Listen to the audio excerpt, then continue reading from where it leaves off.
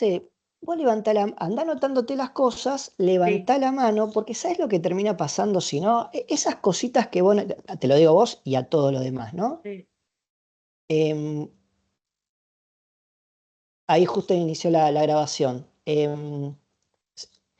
Estaría bueno, tenemos un nuevo organizador, ¿no? Se llaman Bedeles Digitales. sí. Vamos a darle la bienvenida. Lo que sí nosotros tenemos por costumbre avisar, así nos preparamos todos, nos maquillamos, ¿sí? Si alguien quiere prender la cámara la prende, si alguien quiere apagar la apaga.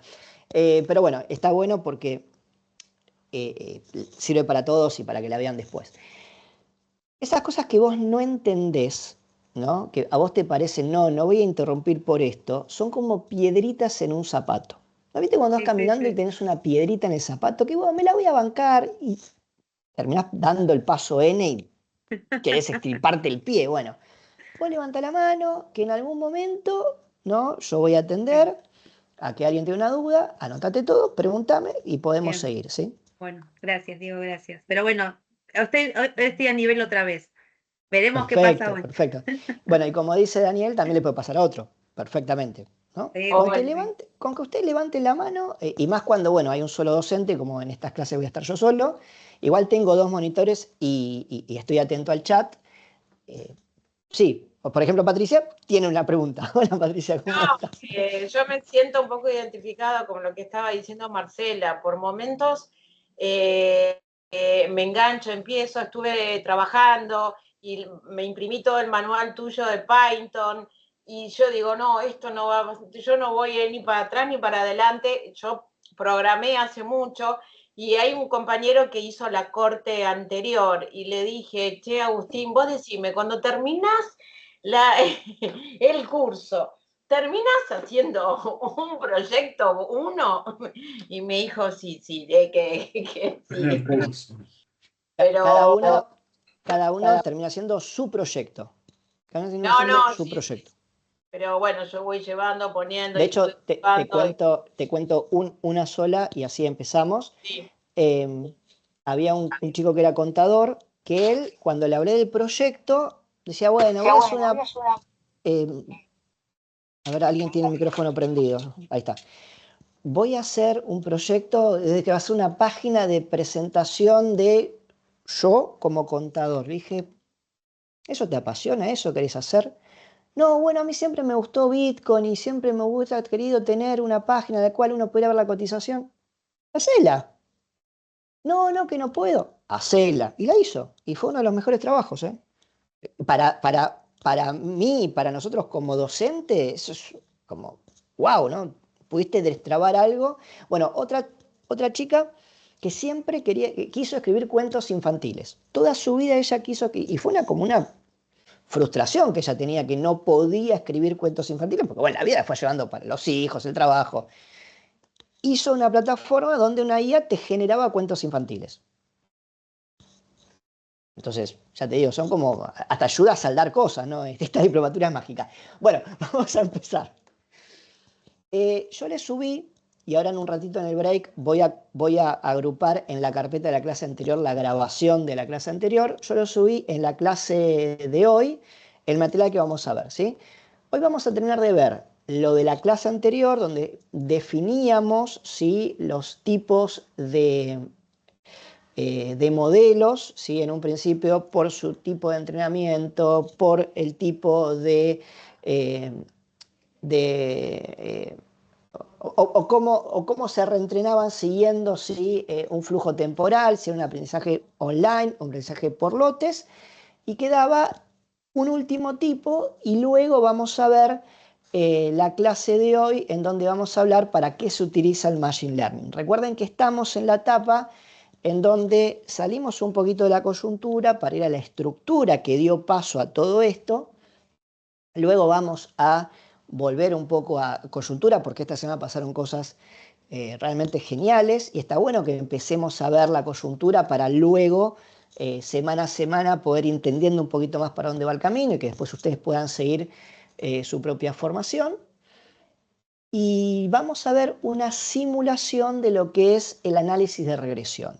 Yo sé que muchos de ustedes han visto regresión en alguna materia que hayan tenido de estadística, otros no, pero sí está bueno saber para qué sirve un modelo. Vamos a ver qué es un modelo, que independientemente que se pueda o no se pueda contrastar con la realidad, en su mundo de modelaje existe, y vamos a ver cómo eso, lo vamos a hacer la clase que viene. La clase que viene va a ser una clase muy practitioner, por eso yo quiero que tengan por lo menos entendidas la clase anterior y esta, ¿no? Que puedan, en la medida de lo posible, ¿no? Pegarle un repasito al material, pegarle un repaso nuevamente visualizando los videos, porque en la clase que viene vamos a ir a los collab y vamos a tratar de todo lo que vimos en las clases anterior y en esta, poder entender, bueno, dentro del código, ¿dónde está tal cosa? Dentro del código, ¿dónde está tal otra? Y así podemos, ¿no?, hacer nuestro esas líneas inentendibles que vamos a ver en los códigos de programación, ¿sí? Bueno, Mirta, ¿le pueden pasar el link a Mirta, alguno de ustedes? El link de... O se lo paso yo. En el canal general seguramente está escribiendo Mirta. Si alguno le puede copiar y pegar el link al chat del canal general, estaría buenísimo. Perfecto. Voy a tomar el material de la clase de hoy. Justo lo tenía en otra compu, pero lo pasé al Drive. Y el de la clase de ayer también, obviamente. El de la clase de ayer, perdón. El de la clase de la semana pasada. Cosas que pasan. No sé si llegaron a ver, no importa si no lo hicieron, cuando tengan tiempo, inténtenlo, ver los collab que yo les compartí, los cuadernos, que son absolutamente autoexplicativos, ¿sí? Hay como una parte que nosotros proponemos, la diplomatura está pensada para 100 horas, hay una parte que es sincrónica y otra parte que se estima asincrónica, que cada tanto, tampoco los queremos saturar, le vamos a mandar cosas para que vean ustedes, ¿sí? Lo que fue la clase pasada fue esos cuadernos collab para que ustedes puedan explorar un poco más en profundidad algunas librerías de Python. Ahí veo que pasaron, muchas gracias. Bien, tengo ya bajado el... Perfecto, y ahora me voy a ir, estoy hablando conmigo mismo, perdón, no estoy compartiendo nada. Y ahora voy a descargarme lo de la clase de hoy y también la simulación que vamos a ver. Perfecto. Estamos. Muy bien. Muy bien. Excelente. Ahora voy a empezar a compartir, ¿sí? El collab de pandas, bueno, lo voy a revisar. Gracias, Diego, por avisarme. Lo voy a revisar para que lo puedan abrir. Cuando es así, lo que yo les voy a pedir, por favor, no importa la hora, no importa el día de la semana, mándenme un mensajito, si quieren, al chat privado por el Teams, diciendo, che, mira, intenté hacer tal cosa, no me abrió, o llegué hasta tal punto y se me pinchó. Así también yo lo puedo revisar y en tal caso también los puedo ayudar a que ustedes no tengan que esperar tanto.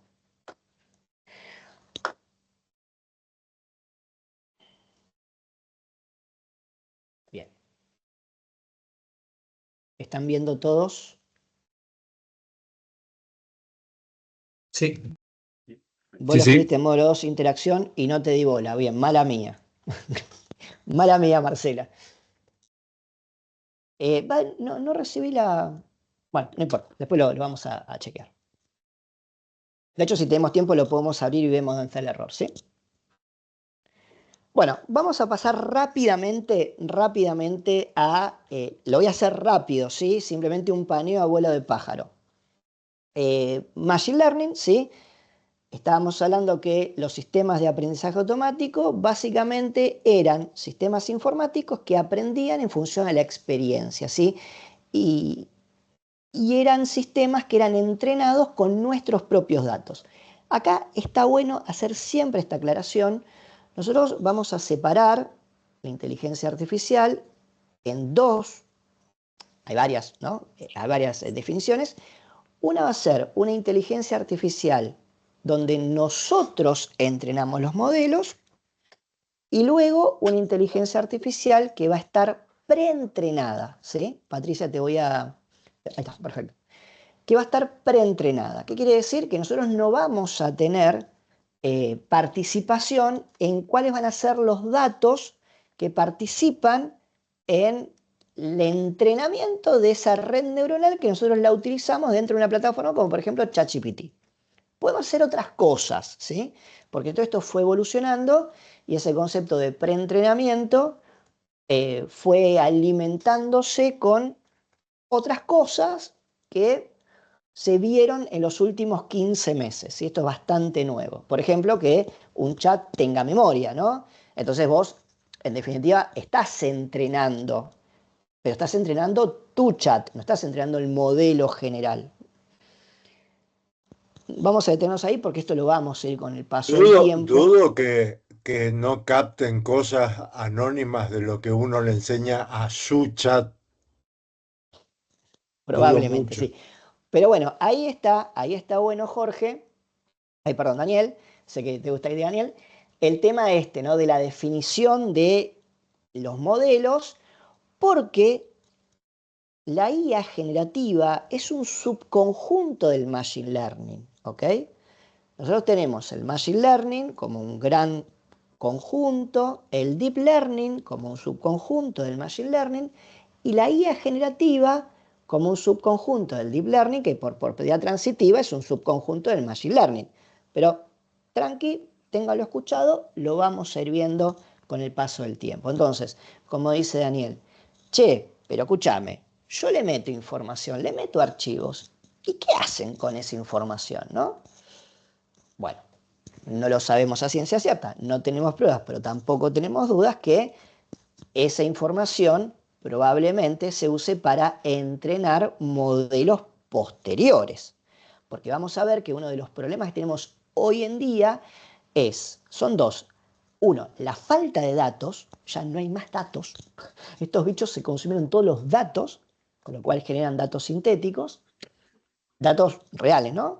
Y lo segundo, el poder de cómputo, ¿sí? El poder de cómputo tiene mucho que ver con la cantidad de chips que se tiene y la energía que se tiene para que esos chips funcionen. Todas esas cuestiones son bienes que no son infinitos. Bueno, entonces, está bueno esto de decir, che, pero esos modelos con los datos que yo les doy, ¿qué hacen? ¿Qué hace OpenAI? ¿Qué hace Google? Bueno, podríamos decir que este tipo de modelos, además de ser con datos preentrenados, que no entra dentro de esta definición, son modelos que se entrenan por lotes, es decir, no es que vos le subís información y automáticamente ese modelo se alimenta para todos con esa información que le subiste.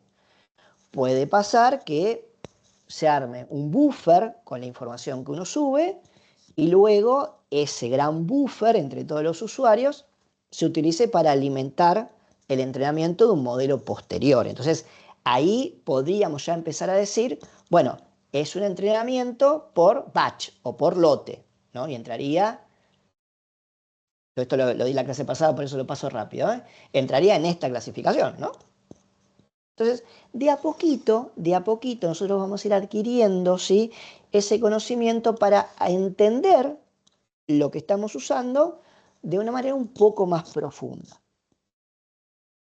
Miren, les cuento, hoy me invitaron al Senado a una mesa donde había distintas universidades a hablar sobre inteligencia artificial y yo hice un juego, ahora yo les voy a mostrar un repositorio de papers muy utilizado, es de la Universidad de Cornell, donde le puse, bueno, del 23 de septiembre, ¿no?, de este año al 30 de septiembre, es decir, de hace una semana, ¿cuántos papers de inteligencia artificial se publicaron? En ese contenedor, 2070. Ahora vamos a hacer el juego.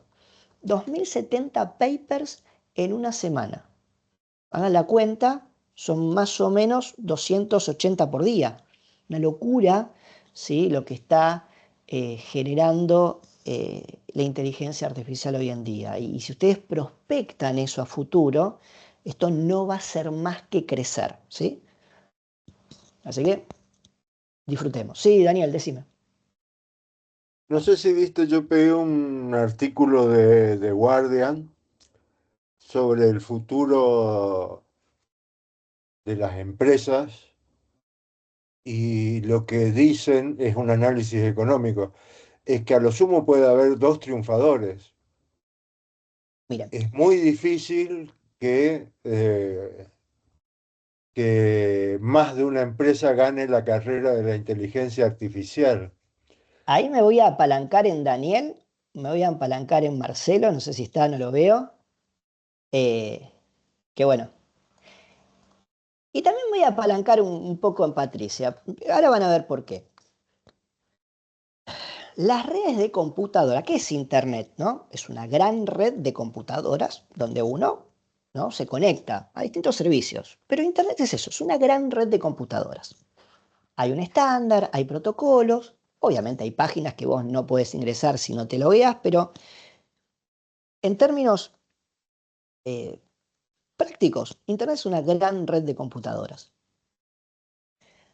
Ahora, eh, antes de la llegada de Internet, específicamente antes de la llegada de la World Wide Web en 1993, que fija como el protocolo de cómo tiene que ser una página web, existían las llamadas BBS.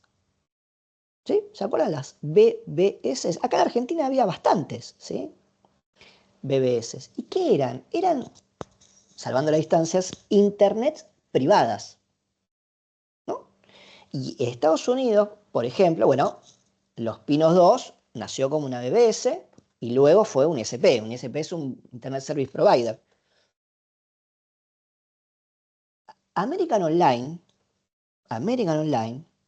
CompuServe, eran grandes empresas. Bueno, Microsoft Network, de hecho les cuento, Microsoft cuando lanza Windows 95 no apuesta a Internet, no agrega un navegador de Internet y lo agrega después. Hay un documental en YouTube de la historia de Mosaic, el primer navegador. Pero, ¿por qué les cuento esto y qué tiene que ver con la inteligencia artificial? Porque lo que dijo Daniel es muy pertinente. Estamos en un momento de mucha competencia, donde cada uno tiene su modelo, donde cada uno se pelea con otro por tener los procesadores de Nvidia, donde China está por otro lado haciendo su juego, pero eso no es sostenible con el tiempo. No es sostenible. A ver, ¿cuándo realmente la computación pegó el salto fuerte?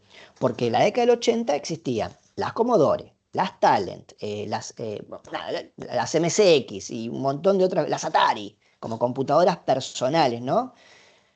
Fue cuando IBM lanza su IBM PC y empiezan a nacer las empresas que crearan clones que se llamaban IBM PC compatibles, ¿se acuerdan? Y en donde distintas empresas, ¿sí?, se desarrollaban en función al ecosistema IBM PC compatible. Cuando la telefonía celular empieza a crecer desmedidamente, podríamos fijar la llegada del iPhone, lo podríamos hacer, pero mucho más la llegada de Android, ¿sí? Android como un sistema operativo que le permitía que es un estándar básicamente, ¿no? Y no hay mucho espacio más. Hubieron algunos intentos de sistemas operativos para teléfonos celulares. Ejemplo, el de Microsoft, y no sobrevivió. Entonces, cuando se forma un ecosistema que puede ser de facto consensuado, ahí es donde la tecnología se apalanca para crecer y masificarse y hacerse obligatoria. Todavía inteligencia artificial no es obligatorio. Y de hecho, por ejemplo, ¿cuántos sistemas de videoconferencia sobrevivieron? Bueno, a ver, se me ocurre decirle 4, ¿sí? Teams, Zoom, Meet y Webex, y hasta por ahí nomás Webex, ¿no? ¿Y cuántos había? Y había un montón, se los puedo asegurar, un protocolo de código abierto como Jitsi, y era de código abierto, y no se generó un estándar sobre ese protocolo de código abierto. Entonces, los estándares pueden ser de facto, ¿sí? Una empresa pega primero, y se queda con la porción de mercado, o por consenso. Pero no hay 200 jugadores en el mercado, ¿sí? Para mí ahora hay muchos jugadores en el mercado, y para mí OpenAI, si bien tiene una posición muy fuerte respecto a que es la plataforma y el modelo más utilizado, tiene un serio problema que no tiene masa crítica de procesadores, ¿no? De hecho, tiene que montarse sobre los procesadores de Microsoft o sobre los de Google, y básicamente es una empresa que es chica. No es Google, OpenAI, no es Microsoft. Nosotros la vemos así grandilocuente porque es lo que usamos la gran mayoría de nosotros. Pero no es una empresa que, si no hace buenas alianzas estratégicas, pueda sobrevivir a la guerra. Sobre todo porque ahora vino China. Bueno, sigamos con esto. No quiero entretenerlos más. Es simplemente que estoy de acuerdo con lo que dijo Daniel. ¿Alguna duda tienen acá? Bueno, como dice Marcela, ¿es posible que unan fuerza varias de esas empresas entonces? Y la verdad que no sé si solamente es posible, yo creo que va a ser necesario que haya fusiones. No sé si va a ser consensuada o si una más grande se va a comer a otra, o si pasado mañana aparece una que se come a Google cuando nace como una empresa que existe porque existe Internet, ¿no? Y se comió a todas las demás empresas, no solamente desde el punto de vista de navegación. Google no fue el primer sistema de webmail que existió. De hecho, tiene, creo, 10 años, llegó 10 años después que Hotmail. Hotmail no era de Microsoft cuando nació, era una empresa que Microsoft la compró. Entonces, ustedes van a ir viendo a lo largo de los próximos meses, los próximos años, adquisiciones, fusiones y la configuración de algo que va a ser lo que realmente cambie el mundo. O sea, una tecnología cambia el mundo cuando se vuelve obligatoria. No podés no usarla. No podés no usar la electricidad, no podés no usar internet, no podés no usar la computadora, no podés no usar un teléfono celular. Podrías hacerlo, pero no vas a estar dentro del ecosistema de lo que sería normal en una civilización, ¿no? Bueno, como dice Juan, quizá el estándar lo fije quien alcance la AGI, que es la inteligencia artificial general, que se define como aquella inteligencia que le puede ganar no a un humano, a toda la humanidad en su conjunto, en todo. Puede pasar que, no sé, dentro de 10 años, que de hecho hay descubrimientos que hacen... A ver, el problema con la computación cuántica, sacalo de tu organismo, Diego, sacalo de tu organismo. El problema con la computación cuántica es que es muy cara estabilizar el funcionamiento de la computación cuántica. Como lo era muy caro estabilizar el funcionamiento de una computadora a válvulas, ¿no? O sea, en la década del 50, con las primeras computadoras, esa tecnología hacía que fuese muy caro una computadora. Después salió el transistor, después el microprocesador, o después los circuitos integrados, después los microchips, y eso hizo que con algún tipo de tecnología específica, en este caso los microchips, que se aparecieron en el 60, la década del 60 y se popularizaron en el 70, ahí pudiese hacerse lo suficientemente barata, barata en el sentido de consumo eléctrico, fabricación, adquisición y uso, como para que todo el mundo tenga una computadora. Y eso tardó N cantidad de tiempo.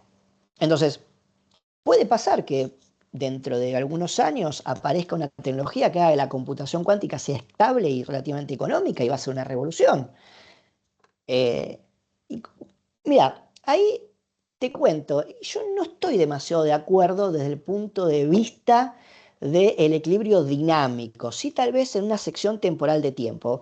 Edison dice, si pasa eso, la reducción de puestos de trabajo será abismal. Sí, pero también se van a crear nuevos mercados seguro. Si vos, IBM, Google tienen los mejores procesadores cuánticos, ¿sí? Microsoft también está experimentando. China probablemente también. Lo que tiene que nosotros no sabemos muy bien qué hace China hasta que lo hacen. Ahora después, cuando lleguemos a la etapa de hablar de coyuntura, vamos a ver algunas cosas muy interesantes de China de estas últimas semanas.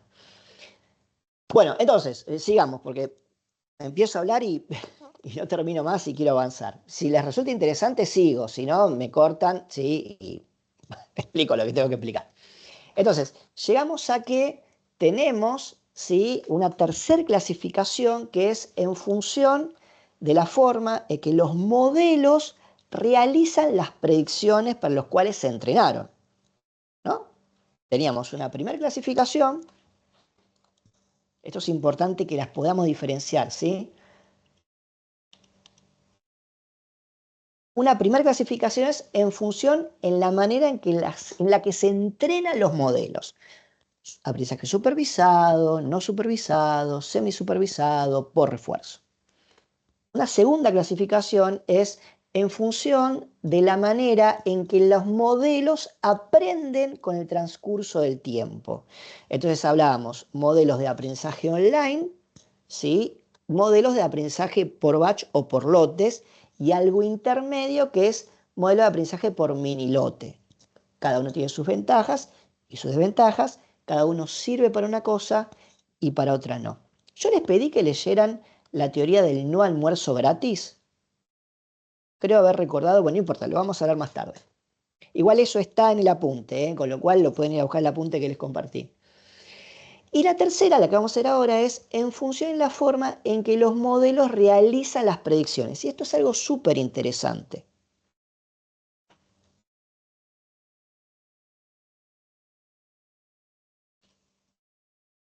Nosotros tenemos algoritmos, ¿no? Todavía no entramos en redes neuronales. Redes neuronales es un tipo de machine learning. Existen otras metodologías de machine learning que tienen otros algoritmos que no son específicamente redes neuronales, que para los que son un poquito más avesados en matemática, redes neuronales en términos matemáticos hipersimplificado son un montón de funciones compuestas interrelacionadas, ¿sí? Para los que hayan estudiado matemática, les resultará un poco más entendible. Para los que no, no se preocupen. No es importante ahora. Entonces, ¿qué es el aprendizaje basado en instancia? El sistema va a aprender de los datos de entrenamiento, ¿no? Yo le tiro un dataset de entrenamiento, ¿no? Por ejemplo, les tiro las inversiones en un determinado tipo de activo, y el sistema va a aprender de esos datos, ¿no? Yo cambio los datos de entrenamiento, y el sistema va a predecir otra cosa, ¿sí? No va a ser persistente al dataset de entrenamiento. El cómo, la manera en la cual el sistema realiza las predicciones. Por ejemplo, acá tenemos algo que se llama el algoritmo de los K vecinos más cercanos. Es un algoritmo con una fórmula matemática. Está desarrollado en el apunte, y el que quiera más información me avisa e interactuamos por chat o yo le paso bibliografía. Nosotros queremos que cada uno se lleve la diplomatura lo que vino a buscar, ¿sí?, independientemente de lo que demos. Este algoritmo, que se llama el algoritmo de los K vecinos más cercanos, en términos intuitivos es bastante fácil de entender. Va a clasificar una nueva observación a partir de la clasificación que tenga las observaciones de entrenamiento más próximas. Por ejemplo, yo no sé cuál es este valor y lo quiero predecir, ¿ok? No sé cuál es esta observación. No sé cuál es. Pero tengo datos de entrenamiento que dicen que las que están por acá son cuadrados y las que están por acá son corazones, y acá por acá tengo algunos cuadrados más, ¿sí? Acá tengo un algoritmo que, además de ser basado en instancia, es de aprendizaje supervisado. Es decir, hay clasificaciones que se solapan, ¿sí? Yo este dataset lo podría clasificar como de aprendizaje supervisado, que usa un algoritmo que está basado su aprendizaje en instancias. ¿Por qué? Porque el algoritmo de los K vecinos más cercanos, para esta observación, las va a machear, las va a relacionar con las observaciones del dataset. Entonces, si ve, por ejemplo, que los 3 vecinos más cercanos son corazones, lo va a clasificar como corazón. ¿Por qué? Porque para este dataset de información, los 3 más cercanos son corazones. ¿Qué pasaría si yo cambio el dataset de entrenamiento? ¿Entienden? Yo cambio los datos de entrenamiento, le pongo otro dataset. ¿Qué les parece que va a pasar? ¿Siempre se va a mantener que para esta observación va a ser corazón o va a depender de cómo se configure el nuevo dataset? ¿Me siguen?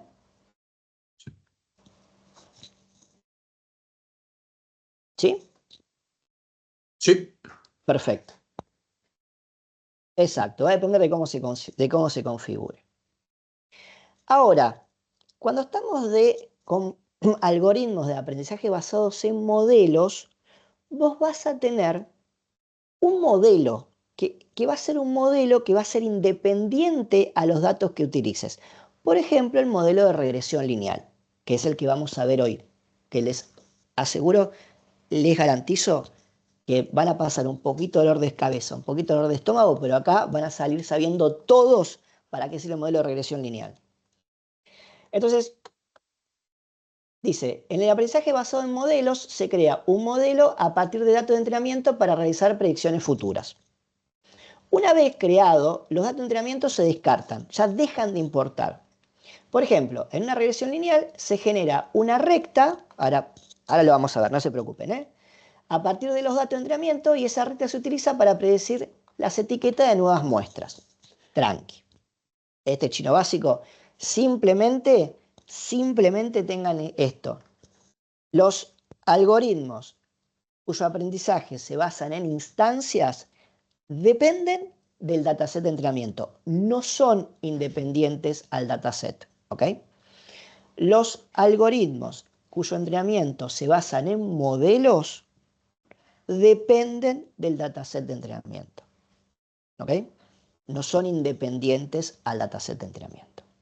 Tengan solamente eso en mente, que con el tiempo vamos a darle más corpus, ¿sí?, a todo esto.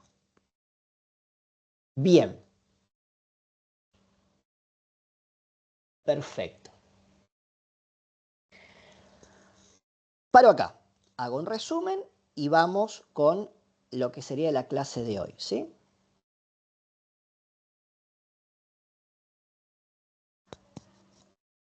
Dos monitores, dos monitores, dos monitores. Bien. Esto está en la clase 6. Ya lo tienen disponible.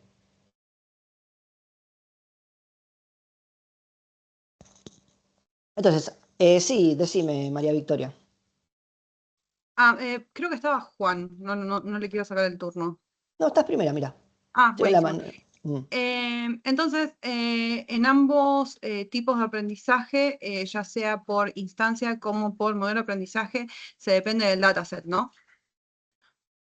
Aprendizaje basado en instancias, dependés Sí. del dataset. Perfecto. Cambiás el dataset y la forma de predecir te cambia. Bien. En este ejemplo de los K vecinos más cercanos es un ejemplo pero clave, porque si vos dependés de Lo que las 3, pasa, 4, Diego, 5 es que para mí te confundiste, dijiste este no depende de los datos y después al siguiente dijiste no depende de los datos. No tengo perdón, cómo ver. ahora voy a aclarar. El Sí, aprendizaje, repetilo voy porque a aclarar, gracias. El aprendizaje basado en instancias es independiente, ahí está, ¿viste? Es dependiente de los datos, depende de los datos. Vos cambiás los datos y cambia la forma, la manera en la cual el modelo realiza las predicciones. Entonces, en este algoritmo, los K vecinos más cercanos, vos fijate, si justamente vos dependés de las 3, 4, 7 observaciones más cercanas, vos cambiás el dataset, te van a cambiar las observaciones, ¿no? Entonces, para un dataset puede ser cuadradito la predicción y para otro dataset puede ser corazoncito. ¿Hasta vamos bien? En el aprendizaje basado en modelos, ahora eso lo vamos a entender mejor en esta presentación, ahí vos te vas a mantener con independencia del dataset, en la forma en la cual se realiza la predicción, porque justamente se basa en eso, en un modelo, ¿sí? En un modelo matemático, en una ecuación matemática donde vos vas a reemplazar parámetros. Desde ya les digo que la mayor cantidad de modelos de Machine Learning son justamente cuyo aprendizaje se basa en modelos, de algoritmos, mejor dicho, de Machine Learning, son cuyo aprendizaje se basa en modelos. Y existe una cantidad más chiquita de aprendizaje, de modelos cuyo aprendizaje, o de algoritmos cuyo aprendizaje se basa en instancias. Ahí Marcos me dice, ¿sería como un ajustamiento lineal que sea en estadística? Algo así. Y a mí me gusta mucho explicar este tema porque fue el que me introdujo allá por el año 2009 en lo que es inteligencia artificial. Cuando un profesor mío me dijo, no me dijo así, pero estamos grabando en el ámbito académico, lo voy a hacer un poquito más dulce, es un esfuerzo sin ningún tipo de necesidad, uso otras palabras, es un esfuerzo sin ningún tipo de necesidad resolver a mano ejercicio de regresión lineal cuando esto lo puede hacer una red neuronal tranquilamente, me dijo. Y me regaló un librito que se llama Perceptrons, que después lo voy a buscar y se los voy a pasar, está en inglés. No para que lo lean, sino para que sepan que existe. Bien, decime, María Victoria. ¿O te queda la mano levantada? No, perdón, me quedo la mano levantada. Gracias. Perfecto. Entonces, Marcos, sí, sería como un ajustamiento. Ahora lo vamos a ver. Bueno, acá no se asusten porque vamos a empezar a ver algunos chirimbolos raros, pero vamos a intentar que esos chirimbolos sean propios de ustedes, intentando anclarlo a cosas que nosotros podamos comprender, ¿sí? Bueno, ¿qué es la notación vectorial? Muchas veces nosotros, para explicar fenómenos, no nos basta con un solo valor. Por ejemplo, si vos querés explicar cuánto mide una persona, cuánto pesa y qué edad tiene en ese orden, vos necesitas 3 valores. ¿Me siguen? Entonces, 47,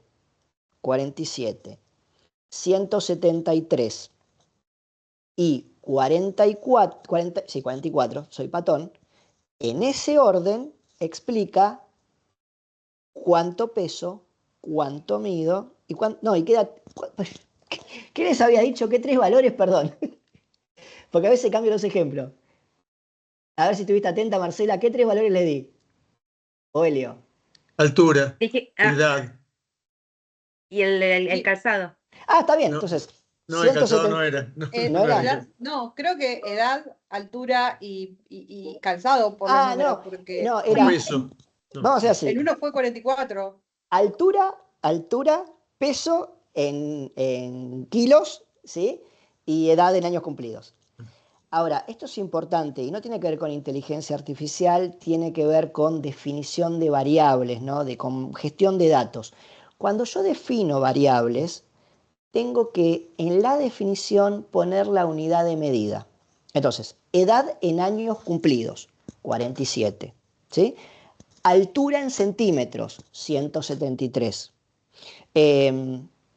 Peso en kilogramos, ¿sí? Y ahí si pongo 72, yo sé que 72 son kilogramos, porque ya lo definí antes. Eso es súper importante para la vida en sí. Entonces, un vector no es más ni menos que representar esas magnitudes que forman un todo ordenadamente. Entonces, el vector altura, peso y edad en años cumplidos, ¿sí? Para Diego va a ser 173, 72, 47. ¿Sí? ¿Y cómo se escribe eso? Bueno, básicamente de esta manera. Yo estoy definiendo el nombre que le da el vector, que se lo caracteriza con una flechita arriba, como si fuese un acento, Y acá estoy definiendo los componentes del vector. ¿Qué significa b sub 1? Yo no sé cuál es el valor de b sub 1, pero va a ser el primer componente. Y lo definiré después y le pondré los valores después. Yo no sé qué es b sub 2, pero sé que es el segundo componente. ¿Me siguen? B sub n se refiere al último componente, B sub n menos 1 se refiere al penúltimo componente, y estos tres puntitos implica que hay una serie de valores entre B sub 2 y B sub n menos 1. ¿Entendimos hasta ahí? Bien, perfecto. Una vez que entendimos eso, vamos a explicar un modelo general de Machine Learning. Esto es para todos o casi todos los modelos de Machine Learning, cómo es su estructura general. En un principio necesitamos un conjunto de datos etiquetados. Vamos a hablar de la gran mayoría de modelos de Machine Learning, que son los que utilizan datos etiquetados, porque son los más fáciles de entender, ¿sí? Esto se puede extrapolar a datos no etiquetados, se puede extrapolar a datos etiquetados parcialmente, ¿no? Es decir, aprendizaje no supervisado, semisupervisado, pero yo en lo que voy a explicar voy a terminar acá. Y les vuelvo a repetir, los que quieren más info me escriben y dialogamos. ¿A qué se llama datos etiquetados? Ahora en un ratito yo les voy a mostrar un ejemplo muy simple con regresión, pero les cuento. A datos en los cuales vos tenés las características de los datos y la respuesta. Ejemplo, tenés una tabla donde tenés asunto del mail, cuerpo del mail, esas son las características, y una respuesta que va a ser, ¿es spam o no es spam? ¿Sí? Esa dimensión, ¿es spam o no es spam? Va a ser una dimensión que se denomina variable dependiente respuesta, variable dependiente o respuesta. Depende en qué ámbito, si estás en las matemáticas, en diseño de experimentos, o sea, tiene varios nombres. Y esa variable dependiente o respuesta va a estar justamente atada al valor de esas features o características que tenga lo que estás analizando. En el caso de los mails, las features o características van a ser asunto del mail, cuerpo del mail, qué tipo de mail va a ser la respuesta. ¿Hasta ahí vamos bien? Se tienen que cumplir una serie de supuestos. Vamos a simplificar la cuestión, ¿sí? ¿Por qué estas dos variables definen el valor de esta variable? Bueno, porque se cumple una serie de supuestos, o porque empíricamente lo observé, o porque se me ocurre a mí, quiero probar que tan bien funciona el modelo si yo digo, estas son las características y esta es la respuesta, ¿sí? Entonces, entendiendo eso, tenemos un conjunto de datos etiquetados, nuestro. Paréntesis, hay un libro que se llama El Atlas de la Inteligencia Artificial que se puede encontrar por internet. Yo tengo una suscripción a algo que se llama Scribe, que tiene una cosa que se llama Everand, que pago $9 al mes y tengo todos los libros y documentos que yo quiero. Como a mí me gusta mucho leer, me sale mucho más económico que comprarme libros en la librería. Pero bueno, independientemente de eso, bueno, ese libro está en Everand, el Atlas de la Inteligencia Artificial, se puede adquirir o también está por internet. Pero en ese libro te cuenta historias de cómo se recababan los datos antes, que era que yo se los quería contar hoy. Chicos, antes, no sé, querían recabar datos de personas, ponían una cámara en la entrada de una universidad y le sacaba foto a la gente sin que la gente se diera cuenta. O directamente agarraban los datos de cualquier base de datos y con eso entrenaban modelos, o sea, cosas que hoy en día, o sea, sobre todo en países de la Unión Europea, sería inconcebible que hicieran eso. Es decir, antes de las redes sociales, antes hasta de Internet, si querés, los datos, bueno, como sea, se recababan los datos, ¿sí? No me hables de Escuchame, Secon. para Sí. diseñar rutas, antes se ponía una manguera que cruzaba la ruta y te registraba el peso de lo que pasaba, porque las rutas se diseñan con los camiones, no con los autos. Así que, y si no se hacían censos, tenías que poner tipos que vayan en una planilla marcando. Sí, sí, sí, sí. Entonces, este conjunto de datos, después vamos a ver que debemos separar, splitear ese conjunto en dos subconjuntos. Uno se llama conjuntos de datos de entrenamiento, otro se llama conjuntos de datos de prueba. ¿Sí? Ahora vamos a ver para qué se usa el dato de entrenamiento y para qué se usa los datos de prueba. ¿Hasta ahí vamos bien? ¿Más o menos se entiende? Perfecto. Ese conjunto de entrenamiento que va a ser el más grande va a ser el que yo le voy a... el que va a alimentar algo que se llama función hipótesis. A ver, no se preocupen si no entienden qué es una función hipótesis, porque lo vamos a ver en otras slides, y esa función hipótesis va a depender de qué algoritmo que estemos utilizando. Pero ustedes imagínense esa vieja función I es igual a AX más B, ¿no? I igual a AX más B, la función lineal, ¿no? Donde, bueno, ¿cuál es el valor de A? ¿Cuál es el valor de B? El valor de A te va a dar la pendiente, el valor de B te va a dar la ordenada al origen. Vos cambiás el valor de A, te cambia la pendiente, vos cambiás el valor de B, te cambia la ordenada al origen. Entonces, en un principio, azarosamente, aleatoriamente, se van a poner, o sea, se va a empezar con un valor para A, un valor para B. ¿Ok? Un valor para A, un valor para B. Ahora después, explícame, Marce, a qué te referís con un experimento de ciencia. Bueno, ahí Helio lo puso, ahí igual a X más B, gracias Helio.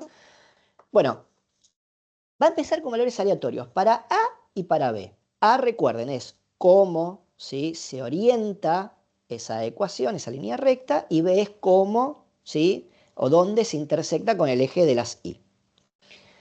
¡Oh, Dios! Me dijiste que no ibas a dar matemática. Termina ahí, no se preocupen. Bueno, entonces, ese algoritmo de aprendizaje lo que va a hacer es, en función a los datos de entrenamiento, va a empezar a fijar valores para A y para B. En este caso, para esa función. La función puede ser otra. ¿Me siguen? Puede ser otra distinta. Puede ser una combinación de funciones y voy a tener no dos parámetros, no voy a tener solamente A y B, voy a tener, no sé, 1000, 1 millón, 10 millones, 30 millones, 1 billón de parámetros, ¿no? Dijimos una simplecita. Ahora, le va a dar valores, ¿no?, a esos parámetros, en este caso va a ser A y va a ser B, en este ejemplo súper sencillo, y va a testear, después nosotros vamos a fijar cuántas veces, ¿no?, lo va a hacer, va a testear la predicción que haga en función al conjunto dato de entrenamiento con respecto a ese conjunto de pruebas. Entonces, por ejemplo, si yo estoy testeando cuánto gasto viajando en taxi, por ejemplo, cuando tengo el parámetro bajada de bandera, el parámetro valor de la ficha, ¿sí? Imagínense que solamente el taxi se pague por kilómetros recorridos. Entonces voy a tener un valor de la ficha por kilómetros recorridos más bajada de bandera, ¿no? Y con eso voy a tener un viaje en taxi. ¿Hasta vamos bien? La función es una hipótesis que surge de explicar el tipo de vecindario de los datos, tal vez. Bueno, en esencia, la función va a ser una elección que yo voy a hacer ex ante, ¿ok? Porque estoy en un modelo, en un tipo de aprendizaje por modelos. Lo que va a cambiar, Marcela, lo que va a cambiar en función al vecindario de los datos, como vos lo definís, es qué valor va a tener A y qué valor va a tener B. Ese valor va a depender de los datos que yo le meta. Y no se preocupen que lo vamos a ver con la simulación. Quédense tranquilos. Ahora, en función a esos datos y en función a ese valor arbitrario que voy a tener al principio, yo voy a comparar la salida de la función hipótesis con la verdadera salida que me da el conjunto de pruebas. y voy a tener algo que se llama función de coste. Es decir, voy a tener un valor observado, ¿ves? Esto es un vector de valores, y es un vector de valores porque voy a tener para cada valor de observación, viaje en taxi 1, viaje en taxi 2, viaje en taxi 3, viaje en taxi 4, voy a tener la respuesta del viaje en taxi 1, 2, 3, 4, eso va a representarse el conjunto de pruebas, y por otro lado voy a tener la predicción del modelo. ¿Sí? Yo voy a testear la salida del algoritmo con las características de los datos del conjunto de pruebas, voy a predecir y voy a comparar con el valor que tenga el conjunto de pruebas. Por ejemplo, del conjunto de pruebas yo tengo que viajé en un viaje 2 kilómetros y gasté 100 pesos. Es un valor real que está en el conjunto de pruebas, datos etiquetados. Y el modelo me va a decir, bueno, para este viaje en taxi vos vas a gastar 90 pesos. Hay una diferencia de 10, ¿no? Eso va a alimentar algo que se llama función de costo. Entonces, en la medida de que yo vaya teniendo los valores del conjunto de pruebas comparados con la predicción que haga el modelo, yo voy a tener diferencias. Esas diferencias, algo que se llama función de coste. Paro acá. No se preocupen, acá estamos entrando en la etapa donde les duele un poquito la cabeza. Les aseguro que cuando damos la simulación lo van a entender todos, ¿sí? Claro, lo que está prediciendo es el precio del viaje. ¿Cuánto voy a pagar por ese viaje? Perfecto. Ahora, yo me voy a quedar, porque esto va a iterar, ahora van a ver que va a iterar cierta cantidad de veces. Yo me voy a quedar con la función de coste y voy a decir, uy, qué lástima, la pifié por 10, qué lástima, la pifié por 20, qué lástima, la pifié por 25. No, yo esa función de coste la voy a pasar por algo que se llama algoritmo optimizador, que lo que va a hacer es va a ajustar los parámetros de la función de coste, que se llama hiperparámetros. Tranqui. No voy a ir mucho más de acá porque vamos a verlo con más detenimiento en clases posteriores. Entonces, por un lado, yo tengo un algoritmo que se va a encargar de hacer predicciones. ¿Ok? Esas predicciones se van a comparar con un conjunto de pruebas, que es parte de este conjunto de datos. ¿Sí? Voy a comparar lo que pasa en la vida real con lo que pasa en la función esta. ¿Y qué va a pasar? Me va a dar diferencias. Y esta función va a tener ciertos parámetros. Tranqui, ya vamos a ver por qué. Ajustando con la intención de minimizar este valor, se van a ajustar los parámetros de esta función de coste y va a retroalimentar los valores de los parámetros de la función original. En ese proceso iterativo, el algoritmo optimizador se basa en el valor más pequeño de la diferencia. Depende la función, va a minimizar, por ejemplo, la diferencia de los valores al cuadrado. Tranquilo, vamos a ver, no se preocupen. Entonces, esto va a iterar n veces. Se llama épocas o iteraciones. Y lo voy a elegir yo. Cuando veamos los collab, van a ver que ustedes van a elegir 100 iteraciones, 1000 iteraciones. Si el modelo es bueno y predice bien, va a llegar un momento que por más que yo aumente la cantidad de iteraciones, el algoritmo no va a mejorar mucho más. Entonces va a ser lo mismo elegir, no sé, supónganse 500 iteraciones que elegir 50.000, ¿no?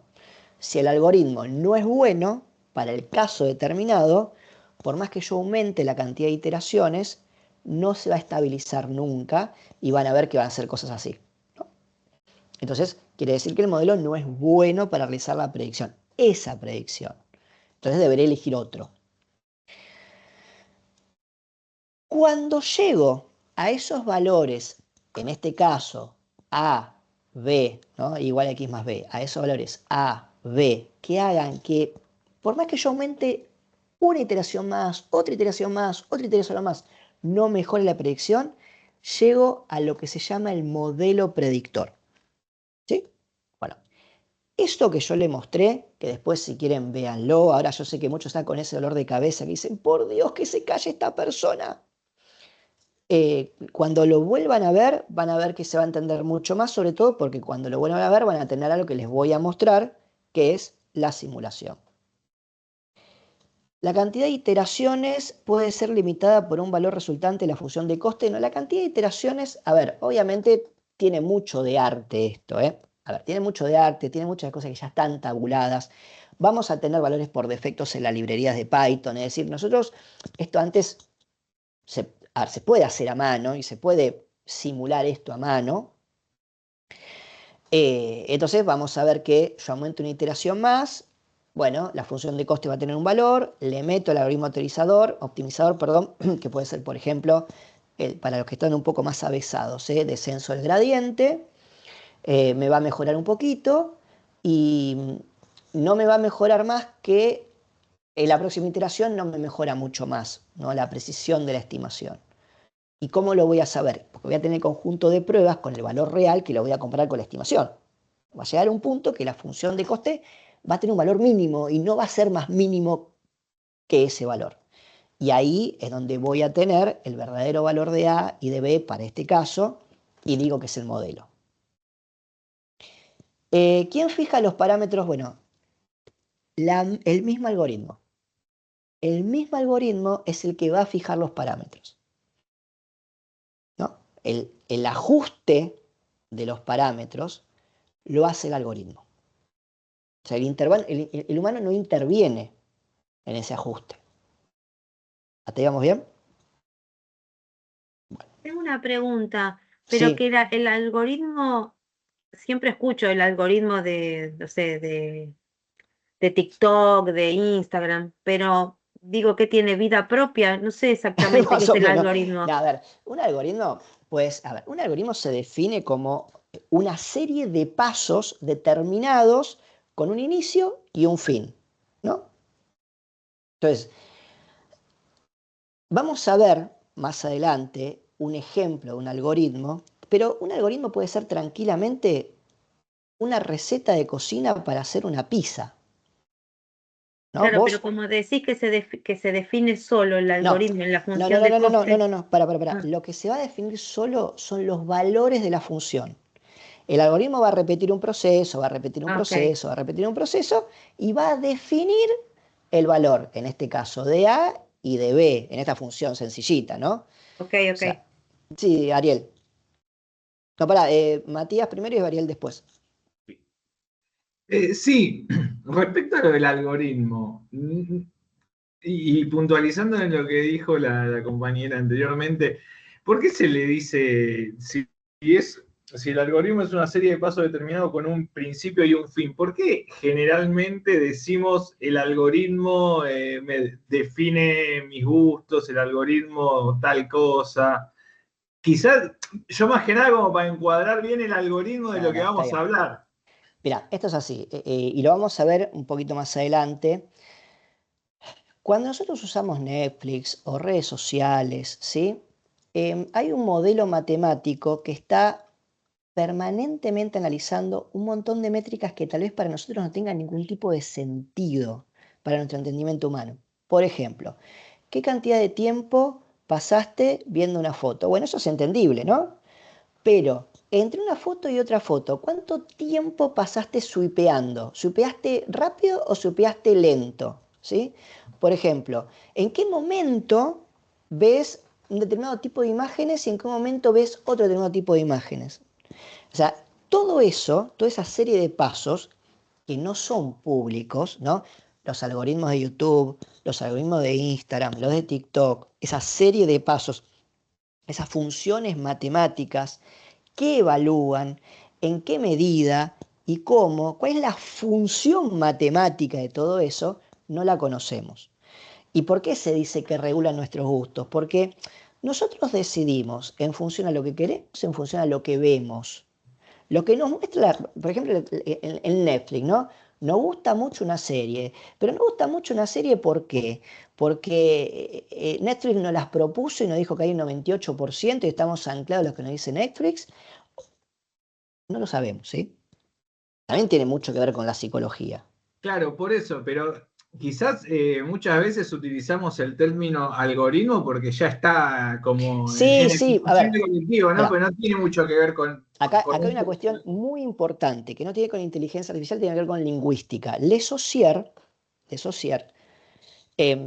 definió el significante y el significado, ¿sí? El significado es aquel sonido, aquel grafo, aquella palabra escrita o escuchada que produce algo en nosotros. Por ejemplo, si yo te digo, pensá en un perro, vos seguramente vas a pensar en un perro, que va a ser distinto al perro que yo piense.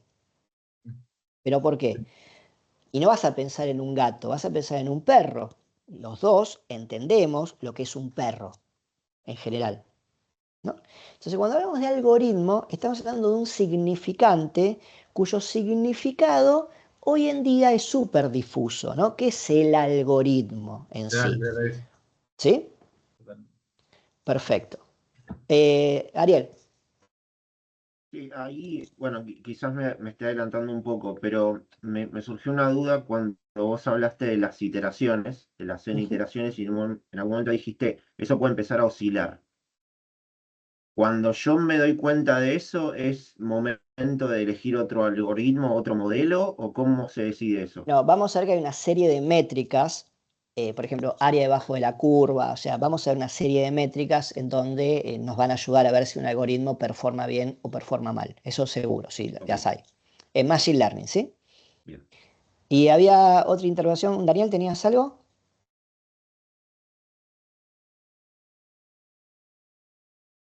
Sí, yo te pregunté si los parámetros del algoritmo de aprendizaje y de la función de coste se fijaban solos, digamos. Y Claro, se fijan solos.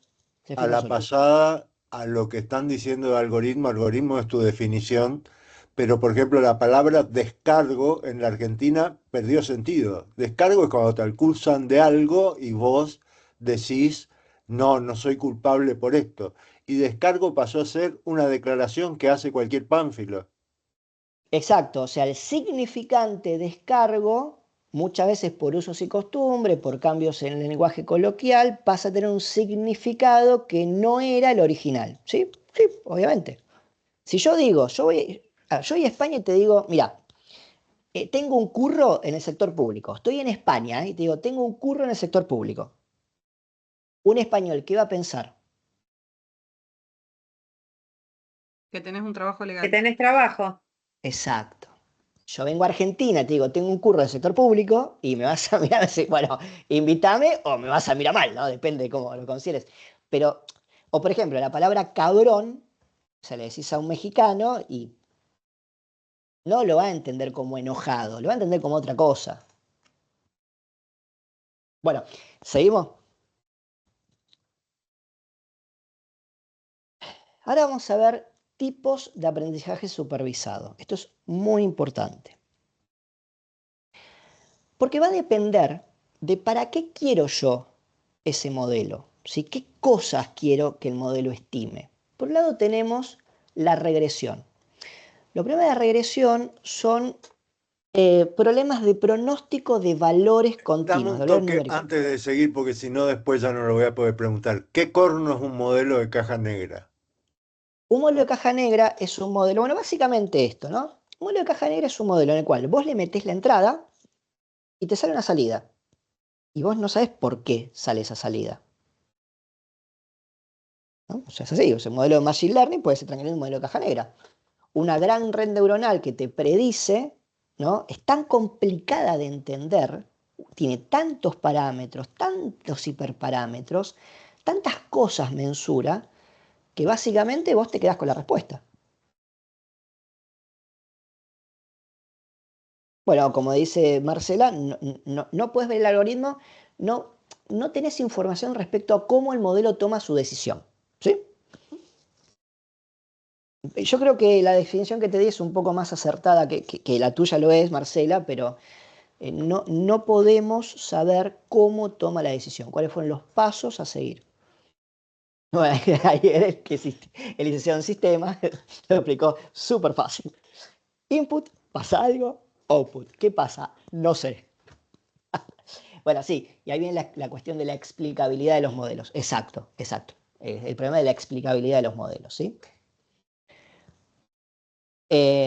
Ahí cuando se mencionó la caja negra es cuando Daniel preguntó qué es un modelo de caja negra recién.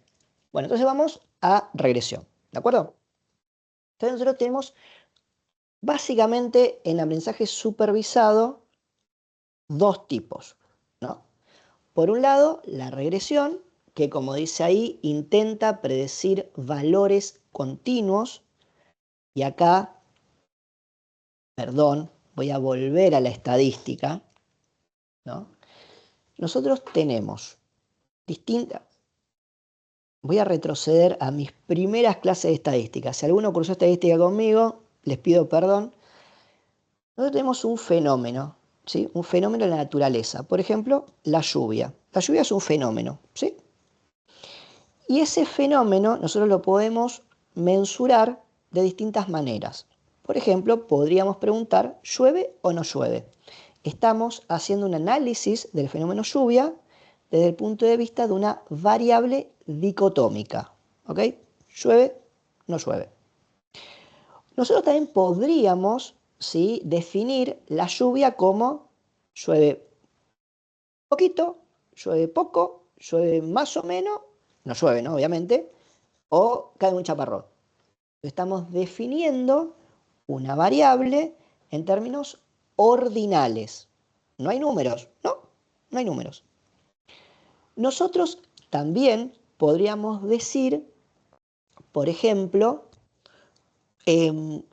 cuánto fue el tamaño de las gotas que caía. Y podríamos estudiar el fenómeno lluvia atendiendo a el tamaño de la gota. Y ahí estaríamos en una variable numérica continua, porque el tamaño de la gota va a depender del instrumento de medición que nosotros utilicemos para medirlo. Cuando yo digo mido 1,73 m, en realidad no sé si mido 1,76 m. Los instrumentos de medición que tenemos tienen una precisión y tal vez mida 1,72 m, 9, 5, 4, 7, 3, 2 y mañana aparezca algo más preciso y tenga infinitos números atrás, ¿no? ¿Hasta vamos bien? Entonces, cuando yo quiero medir ese tipo de variables, cuando yo las quiero predecir, no medir, sino predecir, se utiliza en términos estadísticos algo que se llama análisis de regresión, que es un tipo de aprendizaje supervisado. Les cuento, de vuelta, mi profesor de estadística me dice, si vos tenés datos y esos datos los metés dentro de una ecuación matemática y la resolvés a mano, vas a poder trabajar con cierta cantidad de datos, vas a poder resolverlo con cierta velocidad y vas a tener un nivel de precisión que va a depender de tu pericia, tu expertise resolviendo matemática. Si vos lo trabajás con un modelo de Machine Learning, él específicamente habló de un perceptrón, o también puede ser una red neuronal, depende del grado de complejidad que tenga la análisis de regresión, voy a poder trabajar con muchísimos más datos y la precisión que voy a tener va a ser mucho mayor y la velocidad va a ser mucho mayor también. Bien, entonces, cuando me enfrento al problema de poder predecir un valor continuo que depende de otras variables, ejemplo, ¿cuánto voy a gastar en promedio viajando en taxi si hago viajes que duren 10 minutos y en el cual recorra 15 kilómetros? No sé, cualquier cosa les dije, pero se dan cuenta que yo quiero predecir cuánto voy a gastar, una variable, precio del taxi, del viaje, que depende de otras dos variables, ¿sí? ¿Hasta vamos bien? Bueno, eso es un análisis de regresión. O cuánto va a medir en promedio los hijos de padres que tengan cierta altura. Primer análisis de regresión de Galton, ¿no? Allá lejos hace tiempo. Entonces, la variable dependiente es el valor que quiero predecir. Un ejemplo muy clásico, muy típico, que está en un montón de datasets que vamos a ver la clase que viene, es, voy a predecir el precio que va a tener una casa en función a la cantidad de habitaciones, los metros cuadrados que tenga la casa, la extensión del patio. Ven que les voy metiendo distintas variables, todas numéricas. Inclusive podría meter una variable no numérica, que después se transforma en una variable dummy, si la casa es blanca o no es blanca. No sé, si quiero meterlo eso en el análisis. ¿Hasta ahí? ¿Vamos bien? Perfecto. Entonces, en este tipo de aprendizaje, ¿no?, de regresión, voy a tener distintos algoritmos. Uno va a ser regresión lineal, otro puede ser regresión polinómica, otro puede ser un modelo lineal generalizado, otro puede ser una máquina de soporte de vectores, ¿sí? Todos esos, o sea, esos tipos de algoritmos son lo que van a reemplazar esto de acá. ¿Ok? Regresión lineal va a tener una función distinta a la regresión polinómica, distinta a la máquina de soporte de vectores. Va a tener distintas formas funcionales, se llama. Ahora bien, el proceso que va a seguir es el mismo que vimos antes. Lo que va a cambiar es el dataset que le vas a meter, porque si vos querés predecir variables numéricas, tu dataset tiene que tener variables numéricas, y va a cambiar la función hipótesis y también va a cambiar la función de costo. ¿Sí? Eso en el apunte está mucho más explicado. Al fin y al cabo, luego de que pase todo ese proceso, voy a tener un modelo y ese modelo va a servir para hacer análisis de regresión. Sencillito. El otro tipo de aprendizaje supervisado es el llamado de clasificación. Clasificación viene de clase, ¿ok? Y clases son distintos tipos de valores, generalmente no numéricos. El algoritmo de aprendizaje decide si usa una regresión lineal o de vectores o lo que sea. No, a ver, en la vida real ya está tabulado. Vos tenés este tipo de dataset, tenés que usar este tipo de algoritmo, ¿sí? Y para eso, por ejemplo, vos, te digo, querés ver si tu dataset puede ser trabajado con un algoritmo de regresión lineal, bueno, haces un análisis de correlación, ves si hay correlación lineal y si la correlación lineal es más o menos alta, listo, ya está. Ya sabes que puedes usar un modelo de regresión lineal simple. Si vos ves que tu dataset no tiene una relación lineal, ¿en qué sentido es una relación lineal? Por ejemplo, al valor de 4, al valor de 2 tenés un valor de 4, al valor de 3 tenés un valor de 9, al valor de 4 tenés un valor de 16. No hay una relación lineal, no la hay. Bueno, puedes intentar con la relación polinómica. ¿Y qué se hace? Bueno, primero se mide con una de grado 2, a ver si performa bien, no performa bien, una de grado 3, no performa bien, te vas a un polinomio de Taylor. ¿Qué te quiero decir con esto, sí? Si estuviésemos hace 10 años atrás, todas estas cosas serían indispensables saberlas. El tema es que hoy en día, suponete que te querés enfrentar a modelos de Machine Learning, tenés librerías específicas de Python donde el switcheo de modelos es una palabra. Probaste un modelo, te equivocaste, listo, no performa bien, prueba otro modelo, no performa bien, prueba otro modelo. Diego, ¿qué significa switcheo? Cambiar, switch, cambiar. Ok. ¿Sí? Claro, vos le decís, ahí quiero diferenciar, Daniel, al algoritmo. Vos le decís a tu modelo de Machine Learning que use tal algoritmo, ¿sí? Lo que es de regresión lineal es el algoritmo, ¿sí? El algoritmo es la de regresión lineal. El algoritmo es la de regresión polinómica. Todo eso está dentro de un modelo de aprendizaje supervisado de regresión o de clasificación. ¿De acuerdo? Bien, por ejemplo, entonces clasificación es un método de aprendizaje supervisado en Machine Learning en el cual el modelo se entrena para predecir la etiqueta correcta, la clase correcta de un conjunto de datos de entrada. Durante el proceso, el modelo se entrena exhaustivamente utilizando datos de entrenamiento y posteriormente se evalúa la predicción del modelo con datos de prueba, ¿sí? Y así se va ajustando. Una vez completado el proceso, el modelo está listo para realizar predicciones de nuevos datos no vistos, porque básicamente lo que a nosotros nos importa es no el dataset que yo uso para entrenar. Ya tengo los valores del dataset que uso para entrenar. No me interesa tampoco el dataset de prueba. Ya tengo los valores de prueba, ¿sí? Y acá viene algo súper importante, que es, si vos tenés la totalidad de los datos, ¿para qué vas a hacer una predicción? Vos no vas a predecir sobre el dataset de entrenamiento. Vos no vas a predecir sobre el dataset de prueba, porque ya tenés los valores.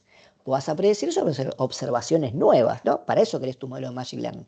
Ejemplo, vos tenés un montón de transacciones y sabés que la transacción 42.005 fue apócrifa y la 46.006 fue buena, ¿no? No vas a hacer una predicción sobre esas transacciones, pues ya tenés los valores. Sí la vas a hacer sobre una transacción futura, basándote en qué? En transacciones pasadas y el entrenamiento de un modelo. ¿Qué sería un ejemplo de etiqueta o clase? Bueno, básicamente vos tenés para una transacción, ¿no? Suponete, a ver, acá los actores me van a ayudar. Lástima que no está Diana. No sé, hora en la cual se hizo la transacción. Monto de la transacción. Monto relacionado con el promedio que tenga esa persona en cuenta corriente. Cantidad de transacciones que esa persona hace en esos días. Todas esas son etiquetas, ¿ok? En función a esas etiquetas que obviamente las va a definir la persona que quiere realizar este modelo, por así decirlo, pues tenés como muchas partes en la generación de un modelo de Machine Learning y una de ellas es definir adecuadamente cuál va a ser tu dataset y qué variables van a ser las que van a relacionarse, qué variables van a ser las que van a explicar y cuál va a ser la explicada. En este caso, podría ser tranquilamente esas las etiquetas, ¿sí? Bien. Volvamos. ¿Vienen bien? En un ratito hacemos el break, ¿sí? Entonces, fíjense que los algoritmos de aprendizaje supervisado para clasificación son otros. Ya acá no tengo más regresión lineal. Tengo valles ingenuos, que es como el más sencillito de todos y que funciona muy bien. Tengo clasificaciones lineales, clasificadores lineales. Y acá, chicos, por favor, hay una cuestión que a mí me costó horrores entender.